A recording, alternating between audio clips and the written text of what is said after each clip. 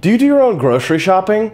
And if so, do you pay with paper, plastic, or silver? I'm Austin Peterson, and this is the Freedom Report.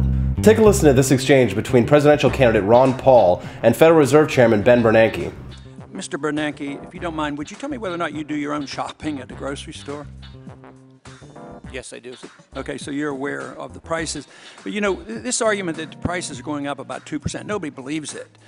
Paul tore into Bernanke, asking him if he did his own grocery shopping, and then proceeds to paint him as a liar for manipulating the public over inflation rates.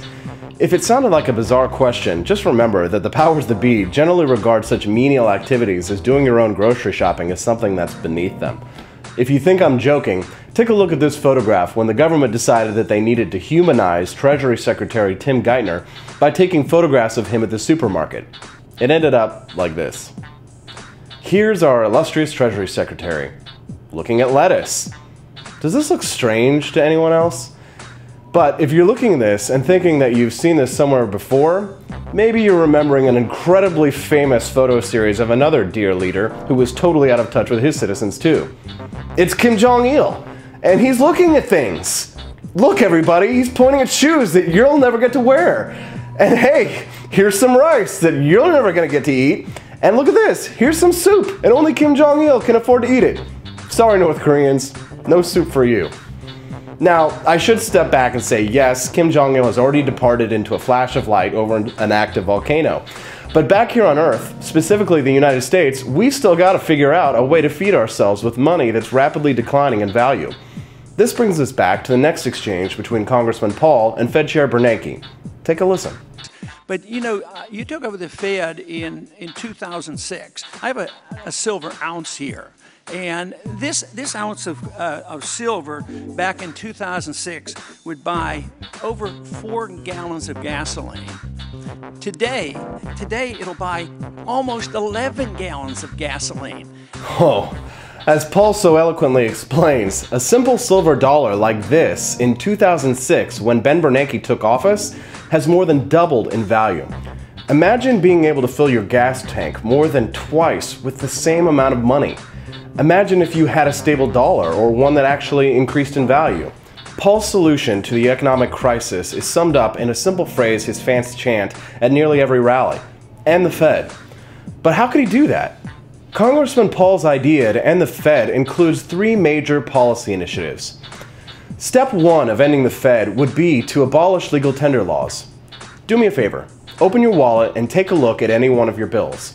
If you look on the front, you'll see a sentence reading, "This note is legal tender for all debts, public and private." Congressman Paul would strike this law from the books, allowing private banks to issue their own currencies to compete against the Fed's monopoly over our own money. But be careful about doing this until the laws are repealed. If you do, the government will put you in prison, as they did to Liberty Dollar entrepreneur Bernard von Nothaus. Bernard's heinous crime of minting gold and silver coins and circulating them in his community so offended the government, they labeled him a, quote, economic terrorist. What's scarier, an old man peacefully circulating homemade coins, or a government that would send him to prison for doing so? The second step to ending the Fed would be to remove the Federal Reserve's power to set interest rates. The interest rates charged control the flow of money in the economy, and when central banks control the tap, there's no way of knowing how much they will pump any time, which destroys the purchasing power of people who save. The third thing Paul would do is legalize gold and silver as a currency rather than a commodity. A currency you can trade no problem, but a commodity means that you have to pay a tax on it. That kills any transactions that would have occurred on the margins. Remember, it's poorer people that benefit from lower taxes. They pay a higher percentage of their income and necessities into taxes than the rich do.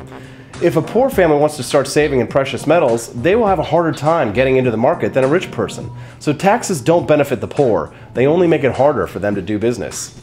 If that seems confusing, make sure to watch the full exchange between Congressman Paul and Ben Bernanke, where Ben tells Paul that he's free to own gold and silver and to trade it, as well as own other currencies from foreign nations. But the point that Paul is making is that you have to pay a tax to buy gold or silver, then it's not a currency. A currency would mean you'd get a fair exchange and no taxes. What if you went to the bank and had to buy dollars with a tax on top? That would be the same concept. So there you have it. Texas Congressman Ron Paul's lesson on rising prices, inflation, and silver is the gold standard of today's economic debate. I'm Austin Peterson. This is the Freedom Report. Thanks for watching. Please subscribe to my channels to hear more reports just like this one.